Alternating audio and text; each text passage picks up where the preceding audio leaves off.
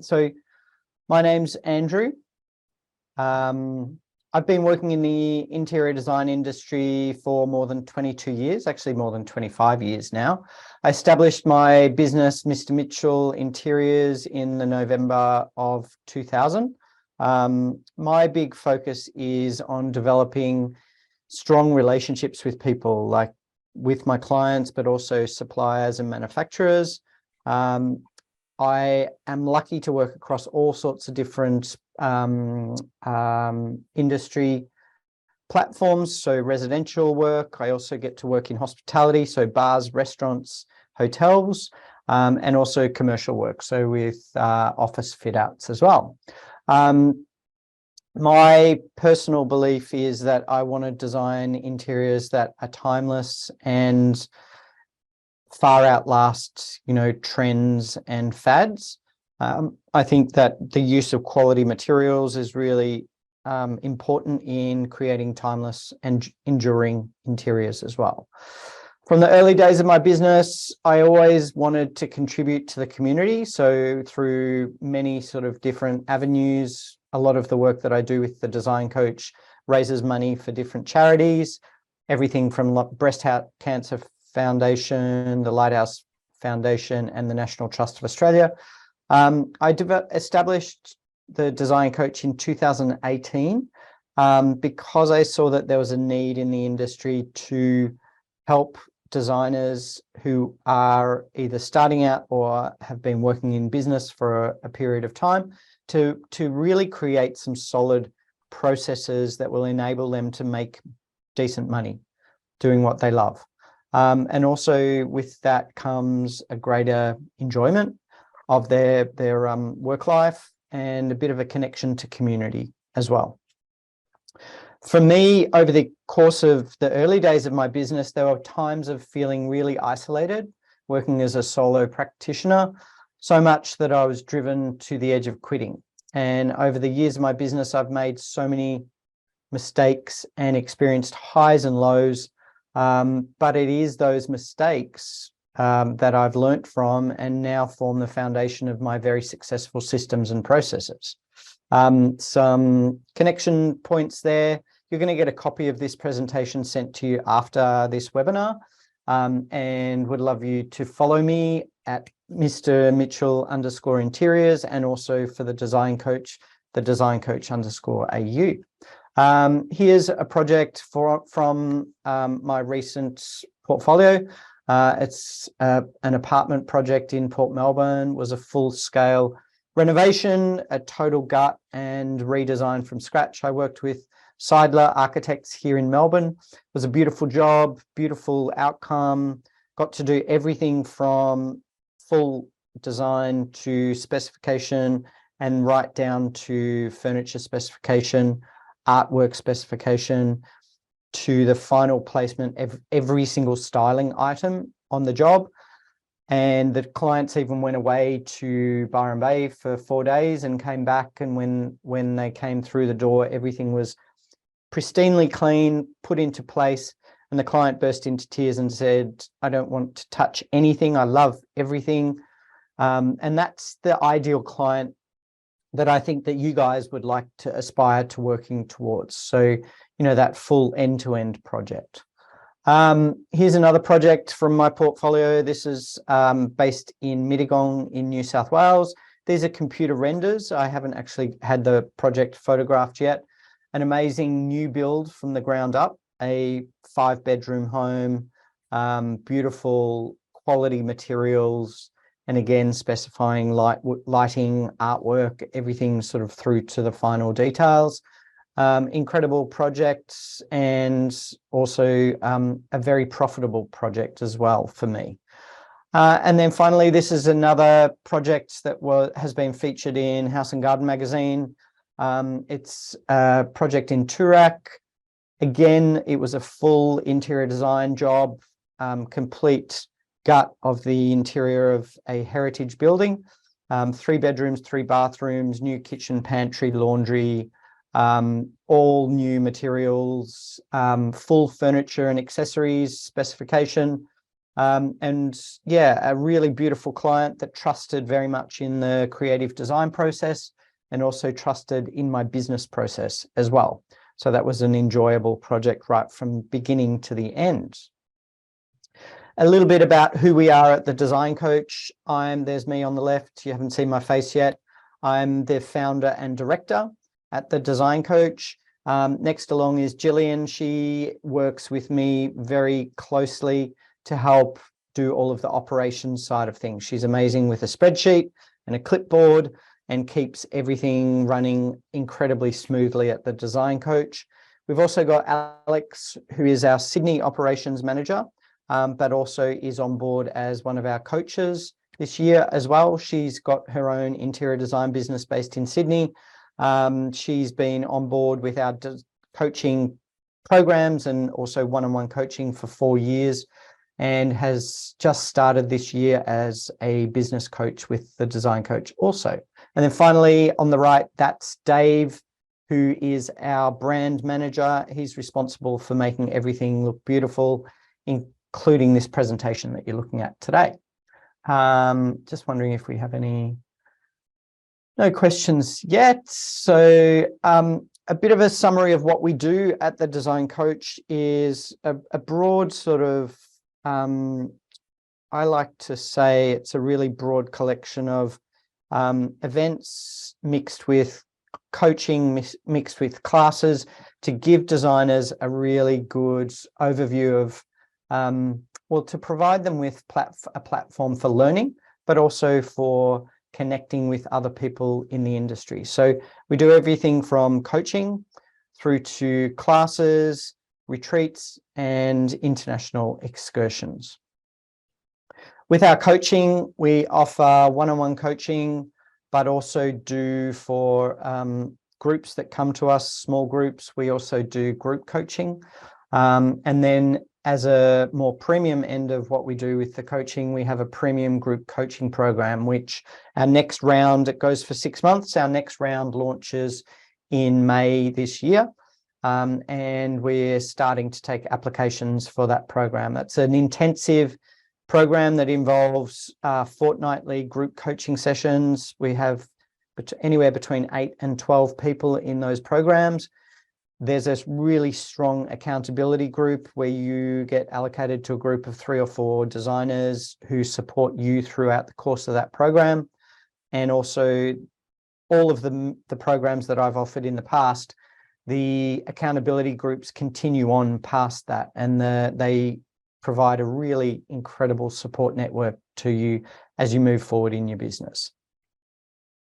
A couple of years ago, we launched our online courses. We have the initial consultation as a short course online, and then longer courses that go anywhere from 3.5 to 6 hours, fees and margins, systems for success, and managing project finances. So I'm not here to try to replace what you're learning at school with ISCD.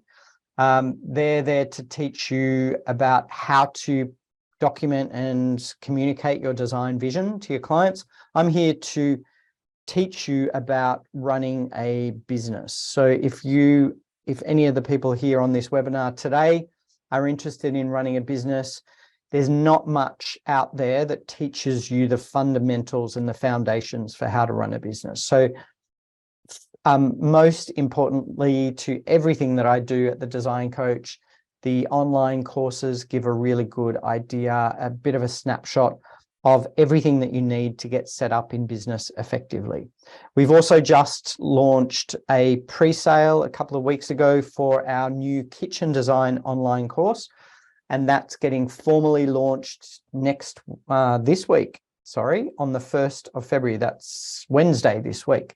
So look out for that. If you are following us if you're a member, which is free, you get free membership at the Design Coach. And if you follow us on Instagram, you'll get access to that course when it becomes available. Also, a big part of what we do is an annual retreat with the Design Coach. Up until this year, we've hosted those retreats in Byron Bay. So we've had 4 incredibly successful retreats in Byron Bay. The retreats are an opportunity to not only learn some business skills and connect with a beautiful community of like-minded designers, it's also an opportunity to immerse yourself in wellness experiences. So wellness is a big driver for me, because I've seen over the years, and I've experienced personally, too much burnout for people who are running their own businesses, and design can be a stressful experience. So the design industry, we have to wear lots of different hats. We have to juggle lots of different things. And if you're adding being a business owner on top of that, it can be a little bit overwhelming at times. So making sure that you keep an eye on wellness is really important to me.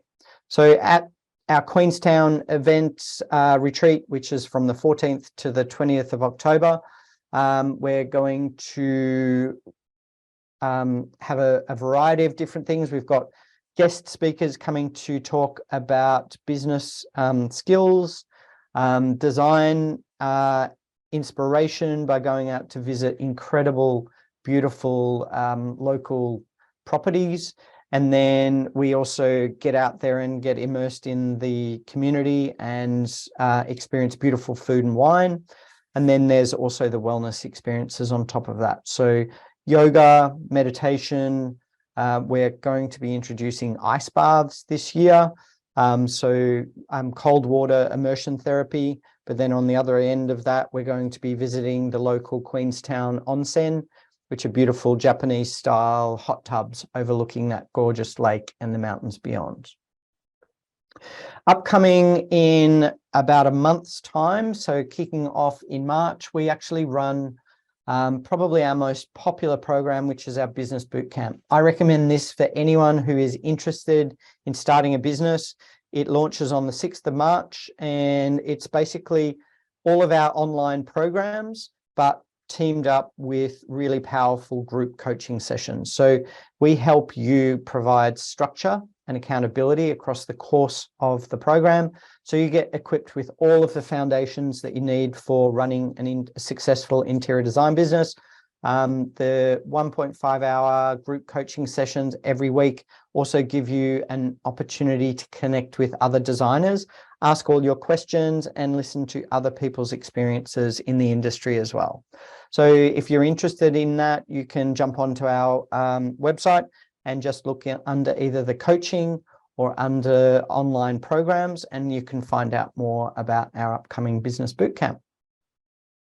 So I've got a couple of questions that I wanted to pose for today. I was hoping that we'd be able to have a bit more of an interactive discussion, but I don't think the webinar is going to allow for that. So I'm really hoping that you can jump in here into the chat room and answer some of the questions that I've got for you. So, I mean, I'm interested to know, firstly, I'm assuming that because you're studying this course that you're interested in a career in design, but I'm interested to know who wants to be, of the group that we've got here today, who wants to work for themselves and who wants to work for somebody else, like when you finished your course. So maybe just jump into the chat and lists, yeah, I can see Sylvia has mentioned that she wants to work for herself. Petrea has mentioned that she wants to work for herself. Is there anybody in the group that wants to work for somebody else? So Caroline is mentioning that she's undecided. I mean, there's pros and cons both ways. You might one day want to work for a group. You might one day want to work for yourself, or you may want to always stay working for somebody else. It's really up to you what you want to get out of it. But the reason that I asked that question is that it's very much going to inform what you need to do in order to be prepared, not just this course, because that's only one part of it, moving forward to get a job in the industry, but also if you're thinking about working for yourself, what do you need to do to be prepared for that next step of getting a job in the industry? So what are the main considerations and requirements to design professionally? Well, first and foremost, I think that you need to have a passion for what you're doing. So you need to be interested, excited, curious about design. I think that that will translate through everything that you do into the work that you put forward. So starting with a passion. But unfortunately, passion and talent aren't the only things that you need. So even if you go to work for somebody else for a period of time, you're going to need to make sure that you are equipped with the skills to sell yourself. So you're going to need to secure a job with a design firm. And the only way to do that is to put your best foot forward by showing your portfolio in the best light possible. So what you'll find with the industry is that it's hugely competitive and it's flooded with other designers like yourselves who are wanting to get a job in the industry. Alternatively, if you want to be working for yourself, I do get designers come to me often to ask, what do I need to do to be prepared to start my business? And my answer to that question, always is that you need to be committed to actually running a business as well. It's not enough to have a passion for the design industry. So for the guys that we've got that actually mentioned, so Caroline, Petrea, and Sylvia all mentioned that they want to work for themselves. Scott is undecided, probably wants to end up, I would say, Scott, you probably want to end up working for for yourself, but might start out in the industry working for someone. So if you are going to work for yourself, the most important question to ask before you commit to starting up your own business is, do you have what it takes to run a business? And that's a big question. It's not something that a lot of designers actually ask themselves before heading out into that direction. And it's fundamentally important that you understand that probably in reality, running a design business is going to be 80% running a business and 20% design. Now, if that's something that excites you and interests you, then running a design business will be for you. If you are intimidated by the idea of spreadsheets, balance sheets, working with an accountant to analyze your profitability, if those sort of things frighten you, then you need to do some more investigation into whether or not setting up a business is the right thing for you to be doing. Of course, we need to be equipped before launching a business or going to work with someone with the skills and industry knowledge, which I believe that you would be learning at ISCD. So skills as far as computer skills, knowledge as far as product knowledge, all of those sort of things, wonderful as a starting point to be at school and learning as much as you can and making good connections. But getting out there into the industry, you'll soon learn that there is so much more for you to have to take on board. So I'm interested to know of the group, who knows where they want to go to get started in the industry. So maybe you can just pop it in the chat. So if you're going to start your own business, what is it exactly that you're going to do to get started? I'm just going to wait until we've got somebody who's game enough, adventurous enough to actually pop something in the chat before I jump in. Someone's put a... Yeah, so Sylvia and Petrea have both registered a trading name. Sylvia's got an Instagram handle, which I know you're laughing at that, but it is that's a really good place to start. So start building some sort of community. I think that we need to be aware of the fact that we need to get our first job from somewhere. So building a community and building networks is really important. Sylvia has mentioned that she didn't want the name to be taken in the short term. So registering a business name, very, very important. So I'm fully on board with everything that you guys are doing as far as getting a name sorted. Starting an Instagram page costs nothing. So I think it's a really good place to start as well. But one of the things that a lot of designers feel that they need to do is invest money in their branding and the building of a website before they've even started. Now, I would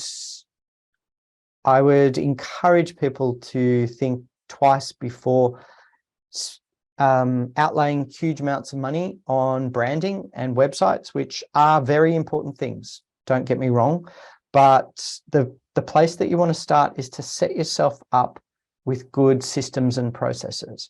So you need to be clear on, how am I going to charge that first client when they come along? What's the process that I'm going to follow to manage their project effectively? If you don't have any of those things in mind, and you'll probably cover off a little bit of that in your course at ISCD, but they're in none of the courses that I've come across, and I've mentored at Collarts, I've mentored at RMIT, I've been involved with Melbourne University with their interior design course, and I've never come across any of the courses that properly equip designers with all of the foundations for understanding how to run a design business. And that's not just about making money, it's also about keeping clients happy, about having an understanding of where to go from step 1 to step 2 to step 3 to step 4, and what to provide the client along the way. So I think my encouragement to anyone who is looking to start business is that even before you start looking for that first client that you want to work with, is that you're really clear on the process that you're going to follow.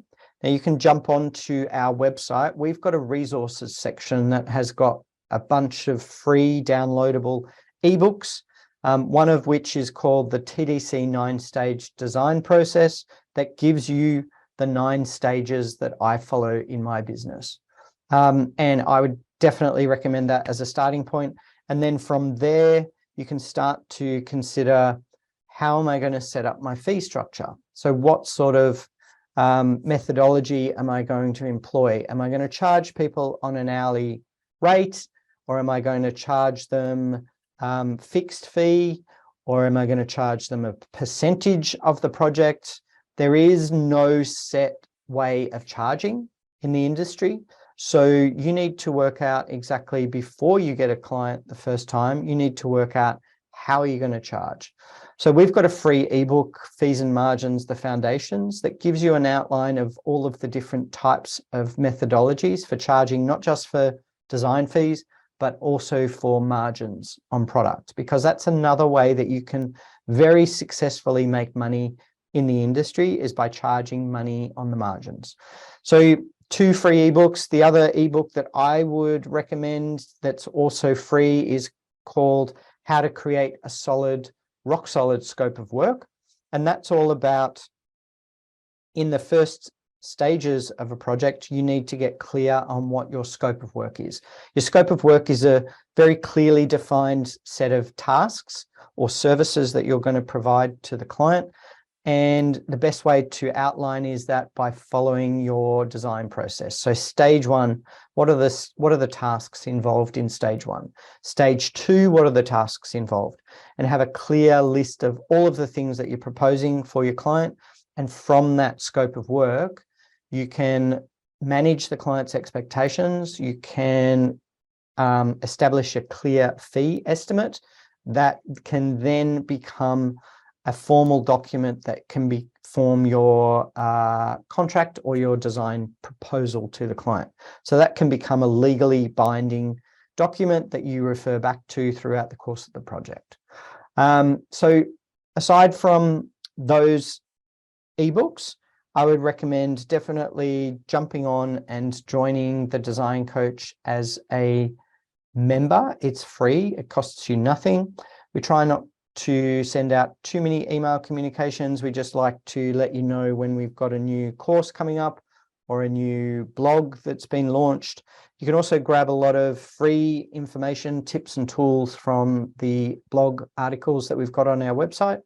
And yeah, if you want to find out more about what I do and what we do at the Design Coach, you can always book a discovery call. So you can go onto our website, and on the homepage, there's a button that you can click on that will direct you through to a calendar that you can schedule in a time to speak to me personally about the things that you're thinking about as far as starting your own business or the challenges you're currently facing if you've already started. So what I want to do is open it up to you guys to ask questions. You can pick my brain about anything.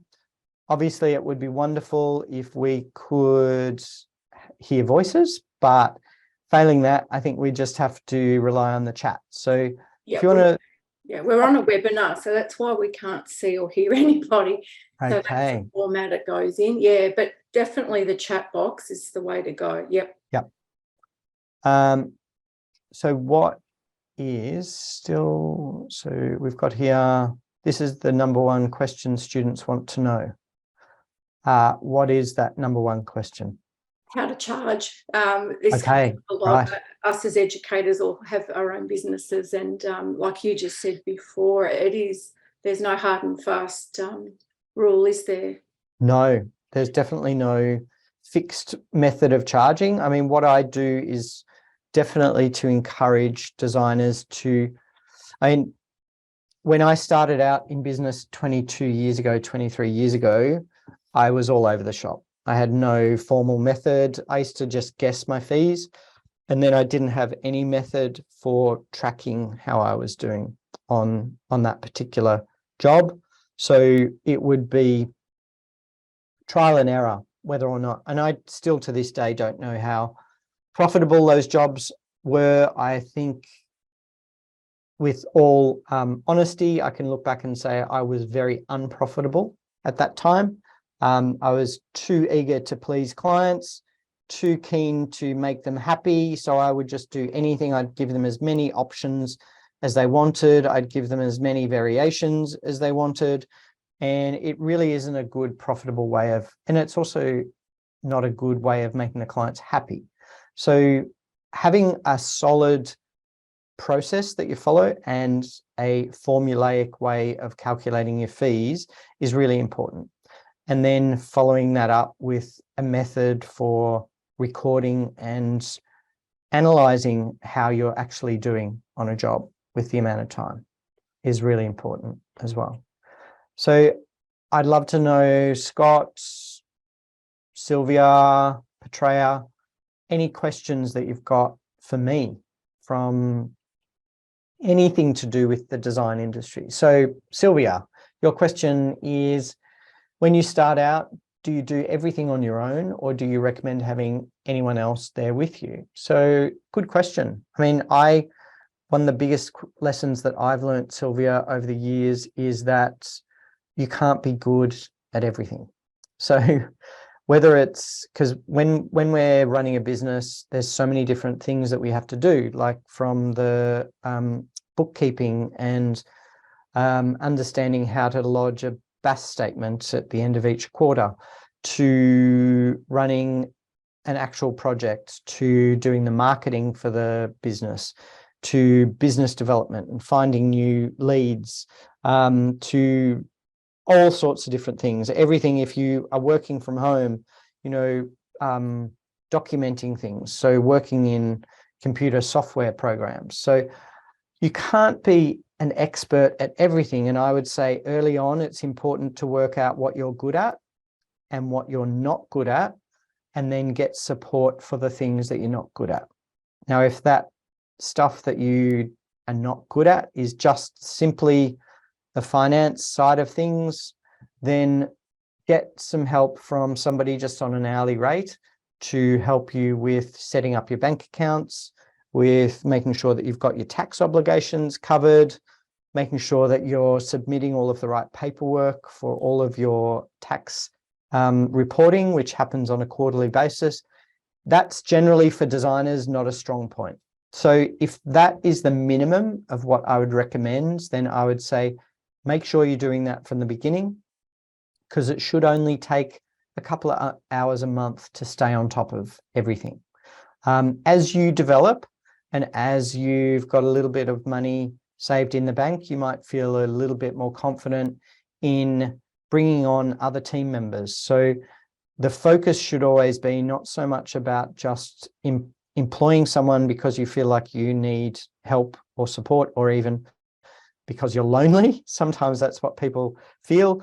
The idea is to focus on where the weaknesses are in your business. So I'm not good at documentation, and I'm not good at putting together presentations. Like this presentation today was put together by Dave, who works in my team. So he's got the skills for graphic design. He's got the skills for putting together beautiful presentations, and he's got web skills. So he's the person that I go to for all of that stuff. He makes me look good. So within your business, if you're not strong at documentation, that might be the first thing that you look at bringing on. If you're not great with managing projects, then maybe that's the first thing that you look at bringing somebody on. If you're not good with spreadsheets, maybe you need somebody who's more admin focused, that can operate either the software programs for calculating quotes or something similar. So yeah, just baby steps, and always bring people on a casual basis to start with until you can afford to bring them on permanent part-time. So Sylvia, thank you that's a really good question. My pleasure. Anyone else have a question that you want to know with regards to running a business, or just even from a design perspective, things that you maybe are struggling with for, getting established in the industry?